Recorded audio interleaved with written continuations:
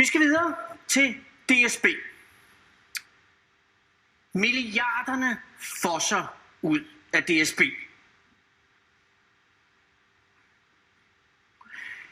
I sidste uge har regeringen gudskelov vedtaget en ny infusion af nye milliarder, i det man har bevilget 27,5 milliard til nye skinner, således at DSB kan få noget mere at formøble. 27,5 milliard til skinner. Det skal nok blive nogle lækre skinner, og ja, det er skinner lagt på det sorteste Ibenholt og skinner af det pureste guld. Og det betyder altså også, at der er lidt godt til polakkerne. Men hov, er der ikke et lille hængeparti med alle de nye skinner til 27,5 milliard? Hvad skal køre på dem? Var der ikke noget med nogle IC4-tog? Jo, hvad var der nu med dem? Jeg har sendt min gravegruppe. Det er måske en af de dårligste handler i Danmarks historie. Den tog sin begyndelse i år 2000, hvor DSB brugte 5 milliarder kroner af den danske statspenge på 83 nye tog, fabrikeret af det italienske firma Ansaldo Breda. Når IC4 kommer ud og kører, så er jeg helt sikker på, at de fleste danskere, de vil synes, wow. Vi skulle have haft dem på skinnerne for 7 år siden, men i dag holder de fleste af dem stille, enten i Aarhus eller på fabrikkerne i Italien. Sikke et moras. Og ja, jeg har sendt min gravegruppe ud for at efterforske denne betændte sag.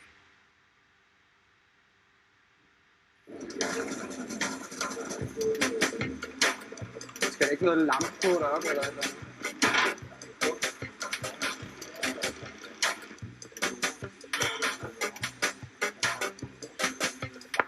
Nej, du bliver simpelthen nødt til at hjælpe mig. Hvad er status på IC4-skandalen lige for øjeblikket? Status er jo, at for 5-6 år siden skulle alle tog jo have været leveret, og det skulle have kørt, i stedet for IC3-tog lige nu. Der skulle være 83 sæt, det er det, der er købt i IC4-tog. Og der er 70. Og så mangler der de der 12-13 stykker. Men der er en, der mangler, som ikke er i Italien, som skulle have været. Den dukkede pludselig op i et tysk jernbaneblad. Billedet der her. Og hvor er det henne? Det er sidst set i Libyen.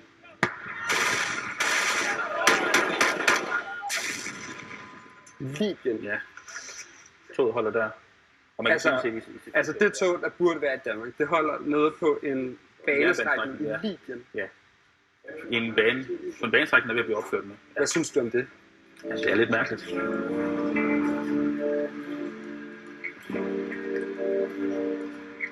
Der er et billede fra et jernbaneblad, hvor den blev præsenteret. Det var en gave. Fra hvem? Fra Italien til Muammar Gaddafi i Libyen.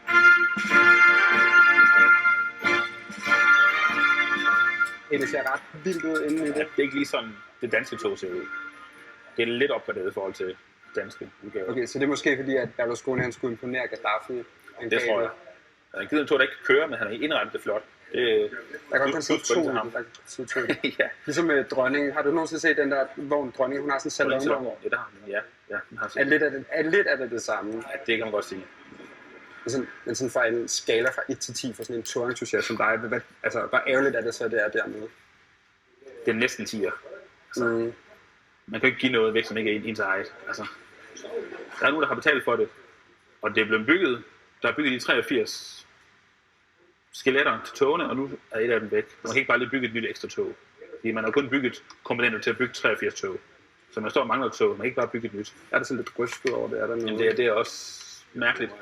Du køber noget i en butik, så vil du også gerne have det hele med hjem. Du vil ikke have det medarbejder til dem. Jeg tager lige den her kasse sodavand, og så kan du få resten af varerne. Du vil gerne have det, du betaler for. Og især når man giver så mange millioner for et tog, så vil du gerne have det med. Men altså, nu når det så er dernede i Libyen, ja. Hvordan, skal vi have det til Danmark igen, eller? Det er ingen, der ved. I starten ikke, DSB og toget fandtes overhovedet, men efter der så kom beviser frem, så er de så nødt til at erkende, at det er der. Hvad tror du, DSB tænker over, at det holder i Libyen? Det er der godt spurgt sig selv, og spurgt leverandøren, hvad fanden laver det der?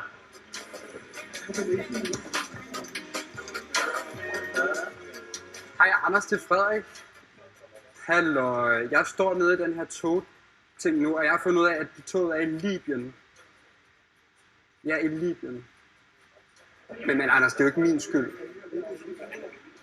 Nej, det er rigtigt nok. Ja, undskyld. Ja. Skal jeg til lige... Oh, ja, hej. Hej.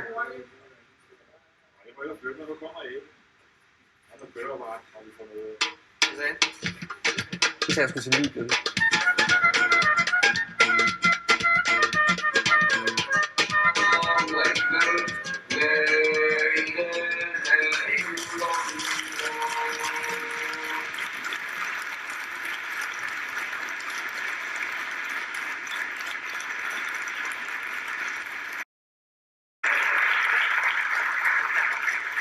Og nu til noget helt andet. Det er fuldstændig rigtigt. Det er historien om IC4-togene, DSB's nærmest savnomsbundne, forsvundne togsæt. I sidste uge var min gravergruppe Frederik Linde på besøg hos en modeljernbaneentusiast i Tostrup. Og der fik han et tip om, at IC3-toget, at der skulle være et IC4-tog, som ligesom skulle have været på skinnerne her i Danmark, men som af en eller anden grund er endt i det borgerkrigshærgede Libyen. Angiveligt skulle det danske tog være blevet foræret væk af premierminister Berlusconi til den daværende Muammar Gaddafi. Det er en vanvittig historie, men vi har alligevel besluttet at bringe reportagen fra Libyen med Frederik Linde.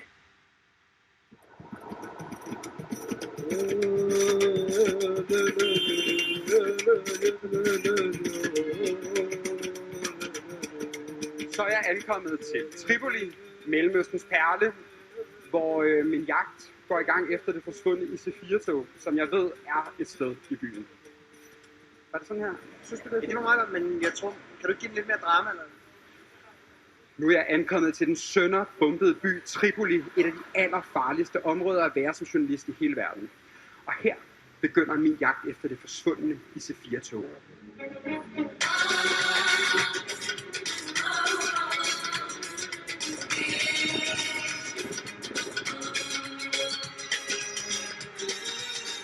Det er sgu da svært, altså. Lorteby, altså den er bumpet totalt, altså der er huller over det hele, og man kan jo ikke rigtig gå nogen steder, uden at blive kørt ned. Hello. Hello, what are you doing? This train, it's actually a Danish train.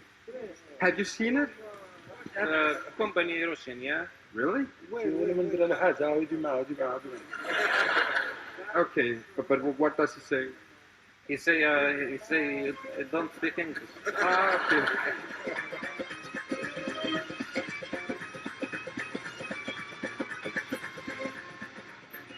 Okay. Han peger på hele kortet, han der. No, you mean this? Maybe yes, maybe stolen. Yes, maybe stolen.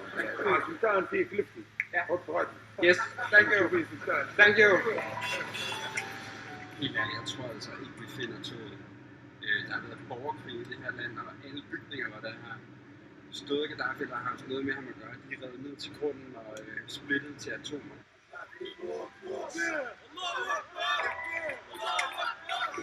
Så det her tog, der står der tillykke med hans 40-årige jubilæum på, malet over hele toget, så hvorfor fanden skulle det stadig holde? Jeg kunne godt forestille mig, hvis det var væk. Jeg tror, det er fedt. Rasmus Sandholm vil aldrig have stået med solen i øjnene. Så helt klart, at folk ikke forstår mig. Altså, de forstår ikke rigtig min mission. It's actually a strange story, but this train is actually Danish. But on Google Map, we found out that it is outside of Tripoli. This is stolen or something. Even the government. So you think it's stolen? Yes, sure. I pay you double if we find it. Yeah.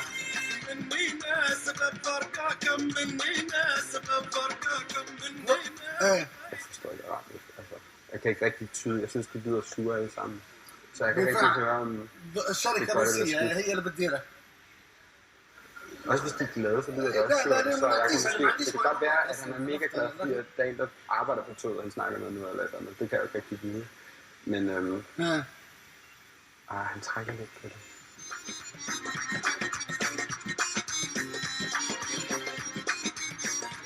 He said, I haven't seen this thing. Yeah, he saw the road. Okay, yeah. What did he saw the road? لا هو كقطار نفسه موجود غادي قاعد. He said no. Okay. Have you seen this train before? What? Have you seen this train? Yeah, behind my house. Behind your house? Yeah, not far from my house. Yeah, this area for this trip. Okay, so you think the train might be in your backyard? Thank you very much. You too.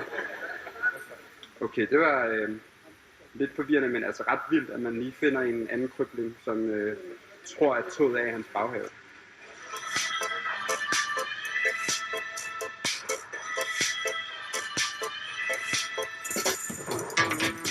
Ned ad den vej, som vi er ved at køre ned ad nu, der holder det danske IC4-tog angiveligt. Det er i hvert fald der, hvor folk de peger os ned. Vi er 100 meter for at vide, om vi finder toget, og om den her tur til Libyen, den har været forgæves. Maskinerne? Okay, I can see the tracks. I can see the train. Victory! Victory! Yes. Okay, vi har fundet toget. Vi kan se, det holder der. Det ser ret godt ud deroppe. Yes. Okay, sluk.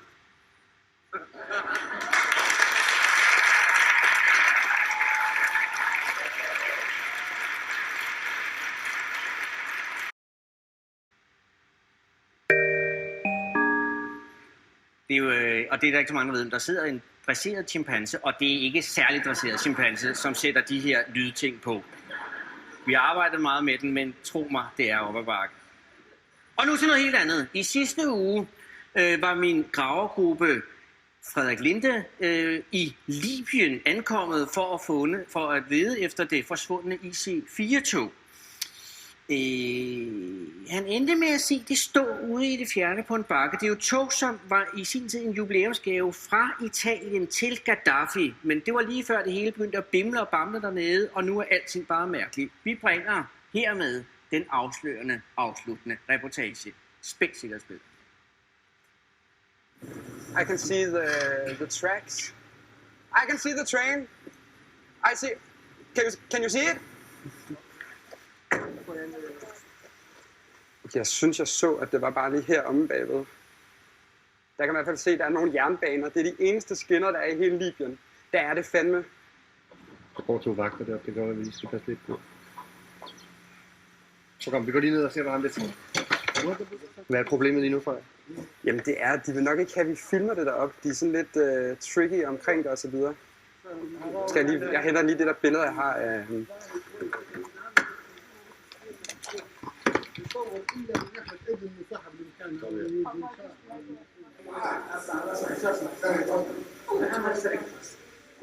tror ikke, jeg får lov, jeg ser ikke så glad ud. Altså, skal vi ikke lige, når de er ved at skændes om det? Altså, chancen for at komme ind og se det tror jeg er helt lige 0 og så videre. Jeg havde ellers taget den her med. Men altså, det tyder på, at DSB-eventyret, det slutter nu. Her i Tripoli, men vi fandt toget, vi ved, det er der. Så, yes.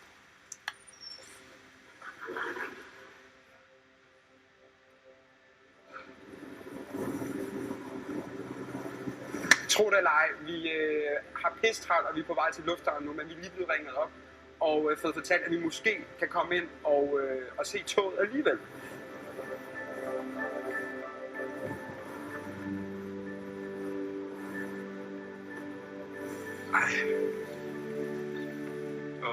Hold kæft, det er vildt. Der er det. Vi fandt det. Der er ingen tvivl mere. Det her tog, det er dansk. Hvis vi kigger hernede, så står der DSB. Ergo, så holder DSB's IC4-tog i Libyen. Når IC4 kommer ud og kører, så er jeg helt sikker på, at de fleste danskere, de vil synes, wow.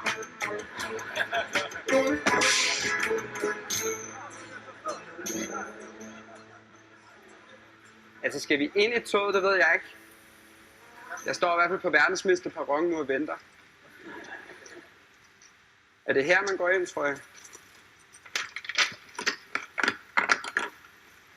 Og det er ikke der, de lige gik ind.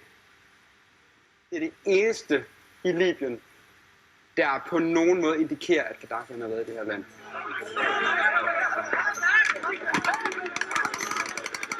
Og så er det endda en fødselsdags eller en jubilæumshilsen, det er ret sjovt. Hallo?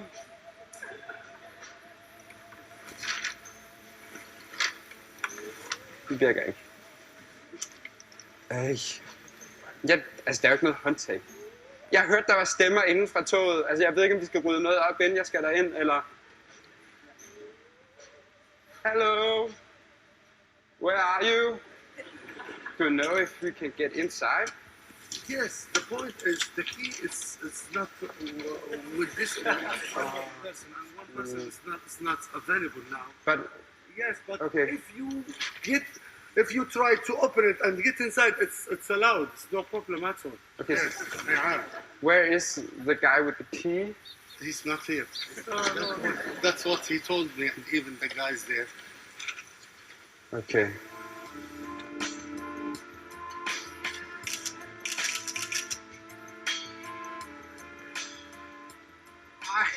Jeg kan ikke overskue det, jeg kan ikke engang komme ind i det. Altså, vores fly, det går om en time. Og min hat bliver nødt til at gå nu. Jeg skal hjem. Nu har jeg fundet toget. Min rejse til Tripoli, den slutter her på skinnerne foran det danske IC4-tog, som burde køre derhjemme, men som holder sikkert hernede. Jeg har en gave med, som jeg har glædet mig til at give dem, som jeg vil lige spørge, om de vil hænge op derinde. Så excuse me, I have a gift for you and this train. It's the Danish king, Henri, and the Danish queen, Margrethe. I want you to have this poster as a gift from the Danish people. Thank you. Frederik, Christian, Edvard Lillemann, Linde. Dårligt nyt i Tripoli.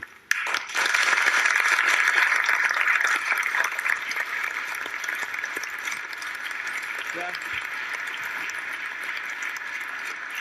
Men vi vil have det tog hjem til Danmark, og derfor har vi også henvendt os til transportminister Henrik Dam Kristensen og også DSB's administrerende direktør Henrik Luk og spurgt, hvordan kommer det tog hjem. Men ingen af de her har ønsket at medvirke i en egentlig besvarelse. Og hvad gør man så?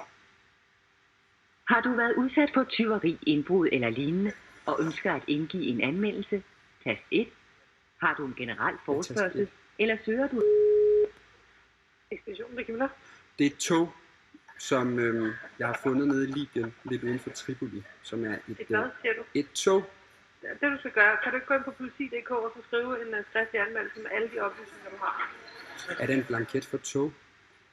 Nej, der er en mail. Men man skal så bruge den samme som med cykler eller hvad, så kan jeg bare strække cykel ud, eller... Du kunne som sagt også bare troppe op personligt, jo.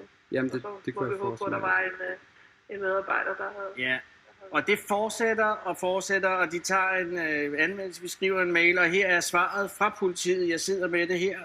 Hej Frederik, hvis Transportministeriet og DSB er orienteret i sagen om toget, og i øvrigt ikke ønsker udtalelser, må vi antage, at toget befinder sig i Libyen på ganske lovlig vis. Der vil fra politiets side ikke blive gjort yderligere, og det er fra Vestegnens politi. Man kan sige, de har også travlt med sit. Hvad gør man så, når ikke engang politiet gider at røre ved vores allesammens ejendom? Ja, der er kun én ting, når man bliver rigtig, rigtig desperat. Og I bad selv om det.